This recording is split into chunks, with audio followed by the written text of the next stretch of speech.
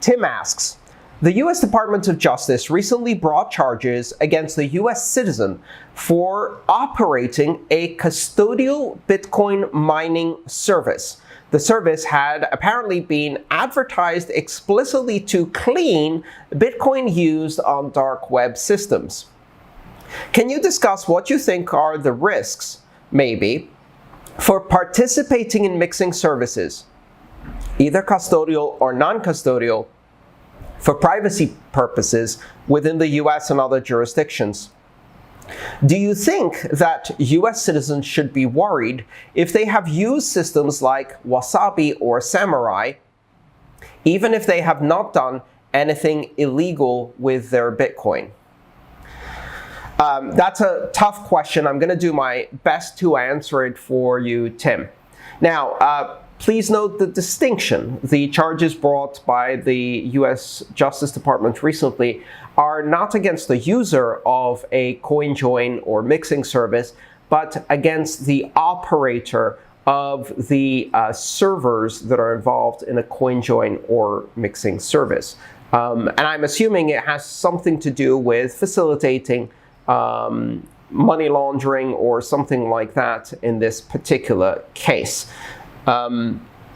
Now, there are a number of ways to do transactions on Bitcoin that have more than one participant. And these transactions can be done in a number of ways. And one of the ways is to use a wallet that provides this as a service using a decentralized or centralized infrastructure, something like the Samurai wallet, the Wasabi wallet, services such as Join Market, etc. Now, all of these types of services provide for privacy.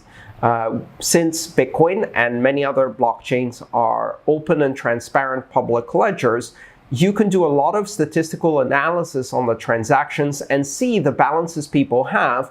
And if their addresses have touched a system that has information that ties their identity, such as an exchange that does KYC, or a merchant service that has delivered something to their name and house, then it's fairly easy to associate those addresses and the future movement of coins and breach the privacy of these users. First of all, a very, very important disclaimer. I am not a lawyer, and what I'm going to say now is not legal advice.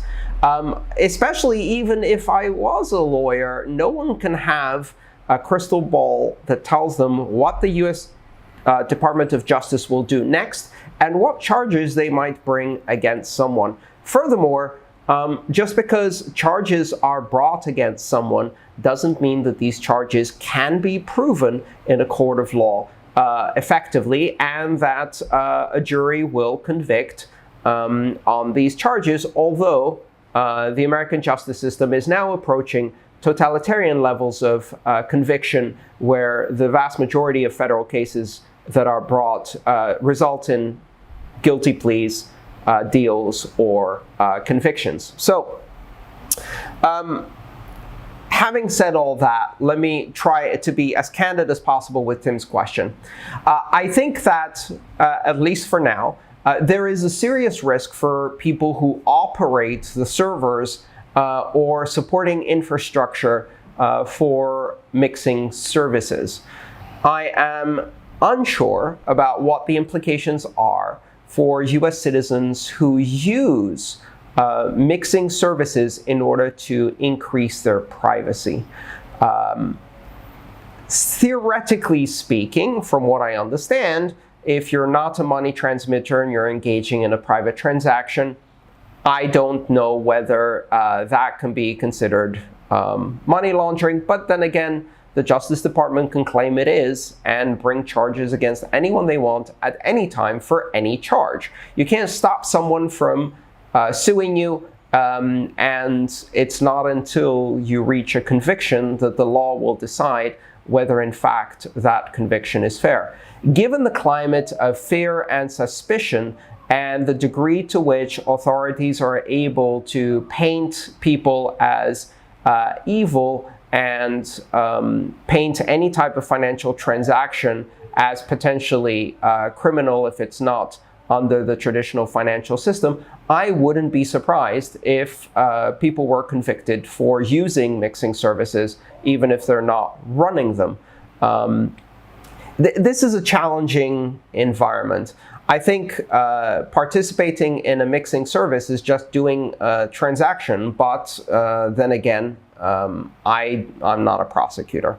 So, Tim, this is a really, really tricky area at the moment, and it can be a high-risk area for people who reside in the US or for people who reside in totalitarian countries, or any country where the government is likely to prosecute for these kinds of things. If you enjoyed this video, please subscribe, like, and share. All my work is shared for free, so if you want to support it, join me on Patreon.